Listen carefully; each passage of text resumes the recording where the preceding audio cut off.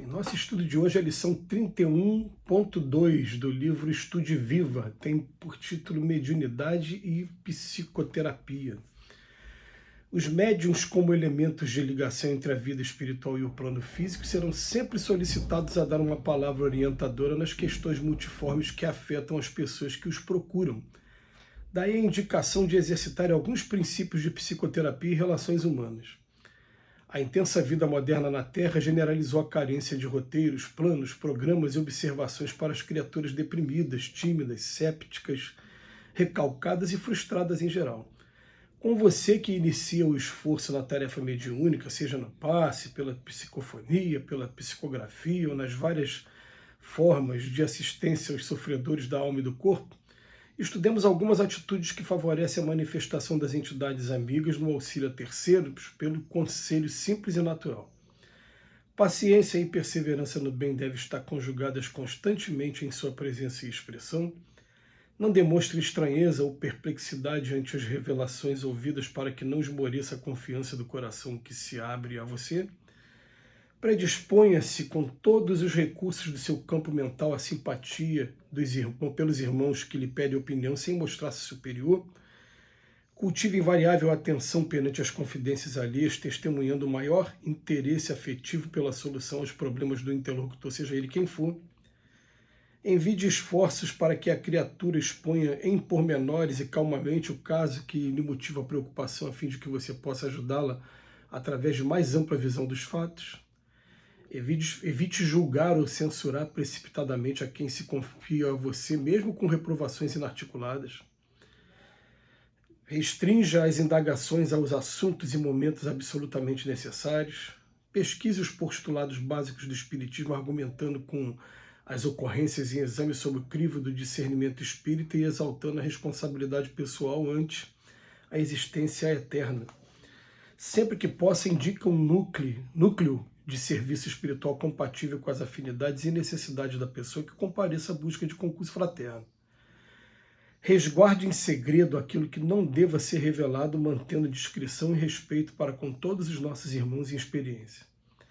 Jamais force resoluções taxativas nesse ou naquele sentido, mas exponha os vários caminhos possíveis com as suas consequências prováveis e deixe que o livre-arbítrio dos companheiros escolha o que mais lhes convenha. Sustente equilíbrio, entendimento e bondade em suas manifestações para que a autoridade moral e espiritual lhe favoreça o trabalho. Leia constantemente para melhorar seus processos de análise das almas e suas técnicas de expor as soluções mais justas, conforme o seu modo de entender. Sobretudo, saiba que são inimagináveis as possibilidades de socorro de um encarnado confiante no alto e consciente dos seus recursos íntimos quando ligado aos bons espíritos que nos entendem a inspiração e o amparo da vida superior. Realmente, esse é um desafio muito grande, porque a gente percebe que no mundo de expiações e provas é muito comum isso acontecer. As pessoas procuram as igrejas para conversar com os padres, procuram as igrejas protestantes para conversar com os pastores em particular também, e procuram as casas espíritas para o atendimento fraterno, com o objetivo de desabafar um problema, com o objetivo de trazer aí o inventário de dores morais e dores físicas que todos nós trazemos aqui na Terra. E aí o Emmanuel, de maneira assim muito conveniente, vem traçar algumas dicas, alguns caminhos para quem começa no trabalho da mediunidade. Quando fala do trabalho da mediunidade, é interessante que tanto o padre como o pastor, quando eles estão compenetrados do trabalho que estão fazendo, eles estão buscando em Cristo, naquele momento, dentro da convicção da fé, ser instrumentos para o atendimento daquela pessoa. E estão sendo intermediados também. A única diferença é que eles mudam a terminologia. Ali é o Espírito Santo, eles dizem que é o Espírito Santo. Então, termos, palavras, formalidades, acaba sendo a mesma coisa. A verdade é que quando eu sento naquela cadeira e alguém senta na minha frente, eu entro em oração profunda no primeiro momento e peço a Deus, por favor, me preserve de mim mesmo nesse momento, que o meu ego não fale mais alto. que eu possa estar sendo instrumento, que eu possa não estar julgando as pessoas, mas sim me colocando na posição de tentar ajudar aquela pessoa no que for possível. Um segundo ponto, que está aqui na lição de hoje, mas que também a gente vem aprendendo com o tempo, é jamais interferir no livre-arbítrio da pessoa e procurar o máximo o conhecimento doutrinário para que você tenha as respostas corretas, apontando soluções.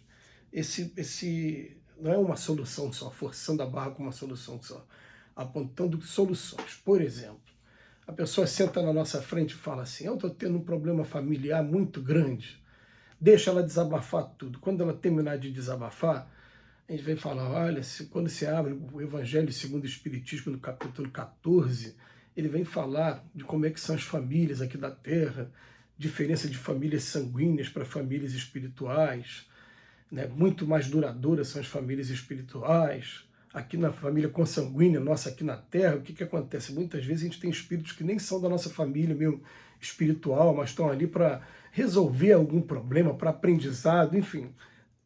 Então apresenta, no primeiro momento, o panorama de como é, e depois começa a apresentar, olha, você tem tantas opções. A primeira opção seria essa.